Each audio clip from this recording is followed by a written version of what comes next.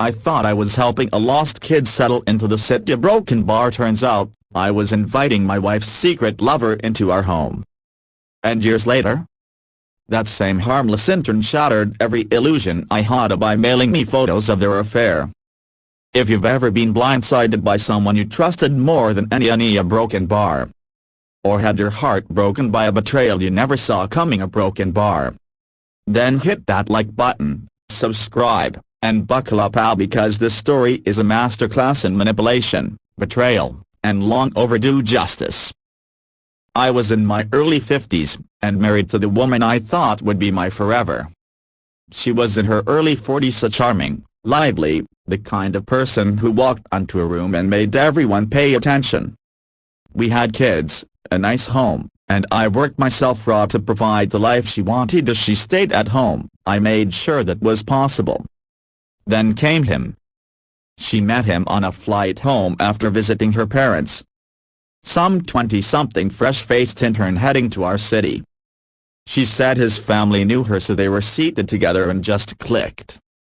When I picked her up from the airport, she introduced him. I shook his hand. He seemed shy, maybe a little awkward. I thought nothing of it. She told me he didn't know anyone in the city, and we should help him settle in. I said sure, yeah, why not? We invited him over on weekends. Took him with us to the beach.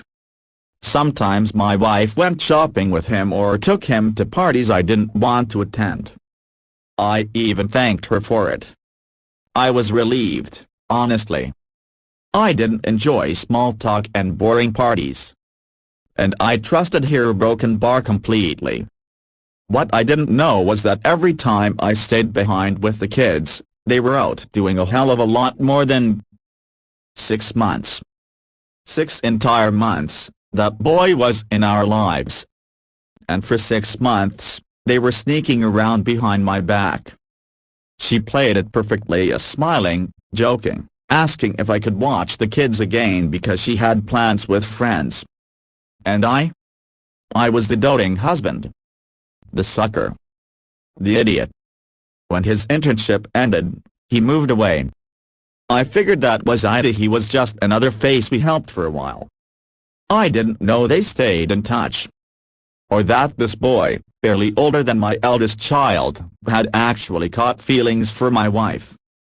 I didn't find out the truth until years later. Not through her broken bar, but through the people who had smiled to my face all along. We divorced a few years later. Not even because of the affair, I didn't know about it at the time. We broke up for irreconcilable differences, which is just a polite way to say, living with a narcissist is hell.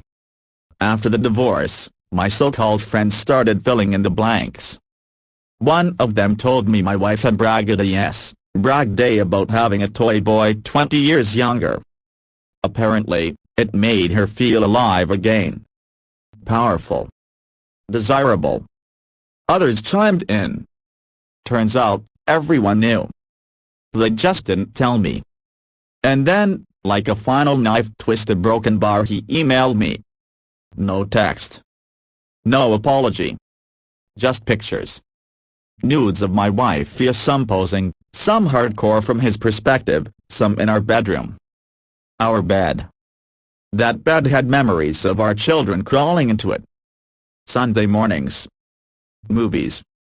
And she turned it into a playground for her secret thrill. I didn't respond. Didn't forward them. Didn't confront her. There was no point. I wish I could say that was the only time she cheated. It wasn't. Apparently, infidelity was her hobby.